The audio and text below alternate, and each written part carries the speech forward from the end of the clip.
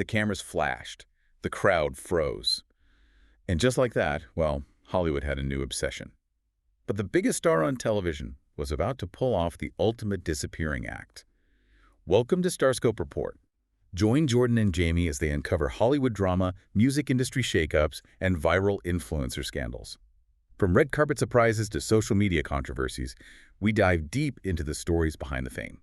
So you're joining us for a very specific mission today, because on August 12, 2026, Tom Selleck and Jillie Mack hit a milestone that, honestly, it defies every statistical probability in the entertainment industry. 39 years of marriage. It really does. I mean, it's wild when you look at the numbers. Right. We're looking at this absolute masterclass in privacy, like a literal blueprint for surviving the fame machine by building a literal and figurative fortress. Yeah, and to understand the architecture of that fortress, we actually have to go all the way back to 1983 and look at, well, a blatant lie. Oh, I love a blatant lie. Right. So a man named, quote-unquote, Tom Jenkins is plotting this covert operation. But before we get to the alias, there is this inciting incident in London's West End. So Tom is at the absolute peak of his global fame, right? He's shooting a film called Lassiter, and he decides to go see the hit musical Cats. Which, was a massive cultural phenomenon at the time, sure. You go see it once, maybe twice if you're a big fan. Right. But he goes to see it 8 separate times. 8 times. 8 times. And it had absolutely nothing to do with Andrew Lloyd Webber's score.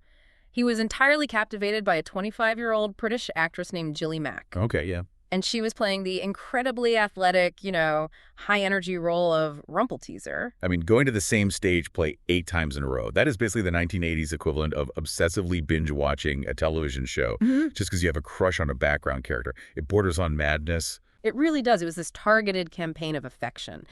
And after one of those performances, he finally, asked her out to dinner. And they just connect instantly. So when her theater contract ends, she moves across the Atlantic to the U.S. to be with him. Oh, wow, that's a big jump. Huge jump. But the immediate realization they both have is that the 1980s paparazzi culture is this highly predatory environment. I mean, this is an era before social media where a single exclusive photograph of a megastar's new girlfriend could literally fund a photographer's entire year. The bounty was just massive. The physical bounty on their private life was astronomical, yeah. And that pressure cooker environment really explains what happens next, because their response to that bounty isn't just to hide, it's to execute, like a tactical evasion. They decide to get married in August 1987. But they know a traditional Hollywood wedding would be a total media circus. Helicopters, telephoto lenses, just complete chaos. Oh, an absolute nightmare. Exactly. So they opt for a 24-hour wedding chapel in Lake Tahoe, Nevada. Yeah, and it was orchestrated largely by Tom's brother using those fake names, Tom Jenkins and Susie Mark. Tom Jenkins, I love that. So generic. Right. And the operational security was so intense that the minister officiating the ceremony was kept completely in the dark. He did not know he was marrying a global sex symbol until minutes before the couple literally walked down the aisle. And the visual of this is just staggering to me. You have this towering A-list actor, the guy with the most famous mustache on the planet, standing in a 24-hour chapel decorated with AstroTurf. AstroTurf. And they implement this incredibly specific rule. Absolutely no traditional film cameras allowed. Only Polaroid cameras, which, my first thought when reading that was, what, they just really like the vintage aesthetic? Well, you'd think so, but no, it was a pure security measure. Think about the technology back then. A traditional camera produces a negative. Right. And if a photographer or even just a guest takes a picture, that negative can be stolen. It can be copied infinitely and then sold to tabloids around the world. Which is exactly what they were trying to avoid. Exactly. But a Polaroid is a closed-loop image. It ejects one physical, unique photograph. There's no negative, no copies, no unauthorized distribution. It is honestly a brilliant piece of analog cryptography. That is fascinating. But even with all that meticulous, paranoid planning, they hit a catastrophic roadblock right at the altar. They forgot the actual marriage license. Yeah, complete logistical breakdown. So Jillie is in a back room. She's pregnant, getting ready. Tom is dealing with this sudden realization that the paperwork is missing. The entire covert operation is basically about to collapse. Panic mode. Total panic. But the Reverend makes this high-stakes call. He agrees to sign the paperwork to make the ceremony official in the moment. And then he personally drives all the way back to Reno just so they can go have their wedding dinner, secures the actual license, and drives it back. Talk about going above and beyond for a client. Seriously. But that messy, chaotic chapel wedding was actually a massive wake-up call for them, wasn't it? because you might think surviving that close call would make them relax. But instead, they realized that playing hide-and-seek with fake names just wasn't going to be enough. And if you're loving these Hollywood twists, make sure you're subscribed, because their next move is a radical escalation that absolutely stunned the entire industry. It really was a total paradigm shift. So we move into 1988. Jillie gives birth to their daughter, Hannah Margaret Selleck. And almost immediately, Tom walks away from Magnum PI, and Jillie steps back from acting entirely. Okay, let me stop you right there, because walking away from the biggest show on television, that is like a star quarterback walking off the field during the Super Bowl halftime show and just permanently leaving. Was he forced out, or was this like the ultimate power move? It was a survival tactic, actually, and it was rooted in a deep personal trauma. To understand why he basically pulled the ripcord, you have to look at the tabloid's favorite narrative at the time. Which was what? Well, the press constantly pushed this rumor that Tom's explosive fame on Magnum is what destroyed his first marriage to model Jacqueline Ray. The story they kept spinning was that the island lifestyle and all the stardom went to his head, and he just dumped his wife. Oh, right, the classic narrative of fame corrupting the soul. Exactly. But it was a narrative that was entirely fabricated. If you cross-reference the actual timelines, and this is verified by sources like Radar and People magazine, the math tells a completely different story. Tom and Jacqueline actually separated 6 months prior to him ever shooting the pilot for Magnum. Oh, wow. So it had nothing to do with the show. Nothing at all. The divorce was not a byproduct of his fame. He has actually called it one of the greatest sorrows of his life. He had adopted her son, Kevin, and he was deeply, deeply committed to the idea of a lifelong union. So by the time he marries Jillie, he is hyper-aware of how fragile a marriage can be under the weight of public scrutiny.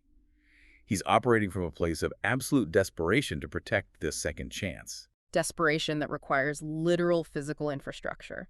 So they purchased a 65-acre working avocado ranch in Ventura County, California. It was actually formerly owned by Dean Martin. So he buys this massive ranch just to, what, play cowboy? Yeah. I mean, he's famous for his westerns. This just sounds like an actor leaning into a hobby. Yeah, you'd think so, but no, it wasn't a vanity project at all. The ranch was an active strategic defense mechanism. How so? Think about the geography of a 65-acre avocado farm. It's dense, sprawling groves of trees. You cannot get a telephoto lens through an avocado grove. You cannot park a paparazzi van on a private agricultural road without sticking out like a sore thumb. They essentially bought a geographical moat. Oh, that is so smart. Right. They retreated from the red carpets and built this isolated, insulated environment where they controlled all the access. And within that mode, they cultivate this incredibly disciplined, quiet life. The sources paint this beautiful picture of Tom waking up before dawn, going into the kitchen to put the tea kettle on so the water is hot the exact second Jillie wakes up. And then at the end of the day, after actually working the agricultural aspects of the ranch, he pours a whiskey, lights a cigar, and they just read scripts together. It's not just a romantic anecdote, you know. It is a radical rejection of the Hollywood machine. They are deliberately reclaiming their normalcy. It is the definition of a functional partnership. He has stated repeatedly that the core of their endurance isn't just romance, it's friendship and mutual editing. They basically became the editors of each other's lives. I love that phrase, editors of each other's lives. Yeah, and by retreating to this fortress, they created a controlled vacuum where they could raise their daughter, Hannah, completely devoid of the toxic microscopic lens of celebrity culture. Right, they built this impenetrable, quiet fortress for their daughter. But, you know, you might think growing up hidden away on an avocado farm means you stay hidden forever. Well, wait until you see the wildly dangerous million-dollar empire his daughter built on that exact same dirt. We are going to get into a shocking television cancellation that rocked the family. But first, we really need to talk about Hannah's pivot. Because she didn't choose the quiet life, did she? Not at all. She carved a trajectory that is utterly distinct from the usual Hollywood nepotism. Hannah didn't become an actress. She didn't launch a reality show leveraging her last name. Instead, she entered this lavish, highly dangerous, astronomically expensive arena, Grand Prix show jumping. Which is a brutal pivot. But I guess growing up on that Ventura County ranch meant she was surrounded by horses, right? Yeah. Because Tom kept them for his Western roles. Yes, exactly. She was in the saddle by the time she was 4 years old, but she didn't just ride recreationally, she turned it into an absolute empire. Today, she runs Descanso Farm, where she breeds, raises, and trains elite world-class horses for international competition. I really want to unpack the mechanics of this world because the contrast is so jarring to me. On one hand, the aesthetics are pure high society luxury.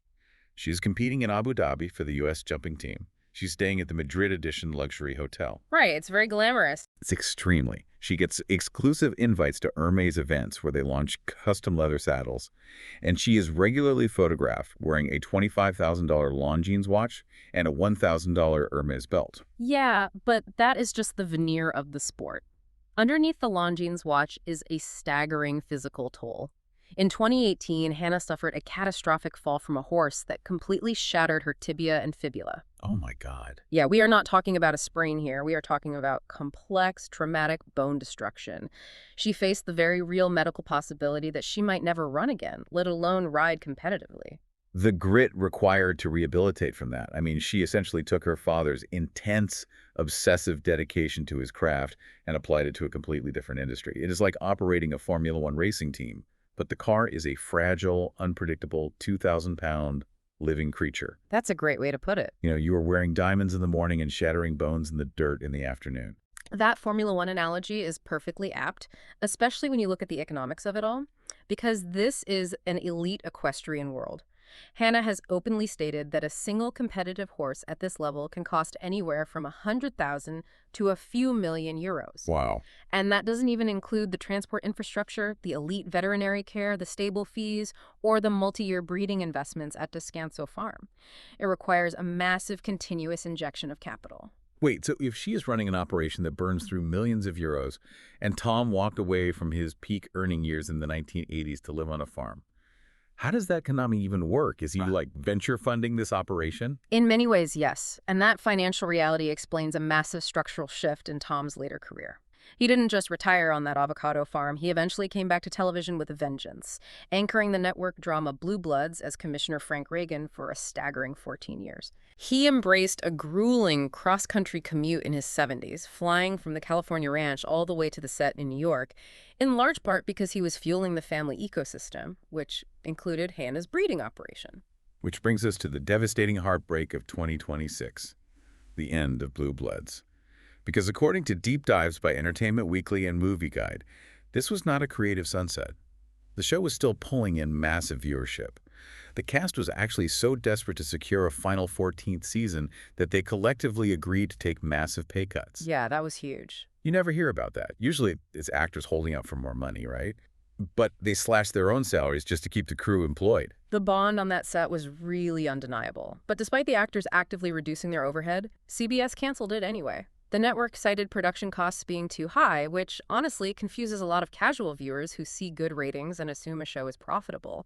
Right, because if millions of people are watching and the stars are working for less, how can the network possibly say they can't afford it? Walk me through the actual mechanics of that television economy. Well, it really comes down to the compounding legacy costs of broadcast television. As a network show ages into its 10th, 12th, 14th season, every single union baseline increases. Okay, that makes sense. Yeah, so the cruise day rates go up, the lighting technicians, the caterers, the location fees, and simultaneously, the linear TV ad revenue model is collapsing. Brands are just not paying 1990s prices for commercial slots anymore because audiences are streaming. They're all on their phones. Exactly. So even with the main cast taking a pay cut, the sheer bloated infrastructure of a 14-year-old network drama outpaces the ad dollars it can generate. It just becomes a mathematical liability. That is a brutal reality of the industry. The fans were, and honestly still are, furious. You don't just axe a legacy cornerstone when the actors are practically begging to finish the story. Stay tuned and hit that subscribe button so you don't miss our upcoming deep dives into how other networks are navigating this exact financial crisis. But, you know, for the Reagan family at least, the universe is finding a way to survive. Donnie Wahlberg is stepping into his own spin-off called Boston Blue. Right, so the IP lives on. But for Tom, the fallout of the cancellation is really a return to his roots. By all accounts, he is frustrated by the network's algorithmic decision-making, but he is handling it by leaning heavily into the exact philosophy that saved his marriage back in 1988. He's going back to the moat. He is retreating to the fortress. In early 2026, he celebrated his 80th birthday. And there was no massive Hollywood gala and no red carpet retrospectives. He went to a quiet, low-key Italian restaurant in Los Angeles called Tuscany Il Ristorante, flanked only by Jillie, Hannah, and a few members of his inner circle. Just a quiet dinner after a very loud career. And he's also poured his reflections on this entire journey into his memoir, which is appropriately titled, You Never Know. Yeah. And, looking back at the massive stack of sources we've synthesized today, the vintage spreads, the investigative pieces, the financial breakdowns of television and equestrian sports, it leaves me with a very specific, lingering question. Oh, what do you think about? Just think about the sheer mechanical effort it took for them to protect their relationship in 1987. They utilized fake aliases, they banned negatives and mandated Polaroid cameras. They purchased 65 acres of agricultural land just to build a geographic buffer between their front door and a photographer's lens. They had the luxury of physical distance. They could literally disappear into the avocado groves. The luxury that basically doesn't exist anymore. Precisely. Look at the landscape today. We live in an era of omnipresent smartphones, where every single person in a restaurant is a potential paparazzi. We have social media tracking, real-time flight logs, and digital footprints that map our every move. So the question is it even mathematically possible for a modern A-list couple to pull off a 39-year marriage entirely under the radar anymore? Or has the concept of the Hollywood fortress been rendered completely extinct by technology? You've been listening to StarScope Report, where Jordan and Jamie uncover the stories shaping Hollywood, music, and pop culture. Thanks for tuning in, and don't forget to subscribe for more stories to keep the stars shining.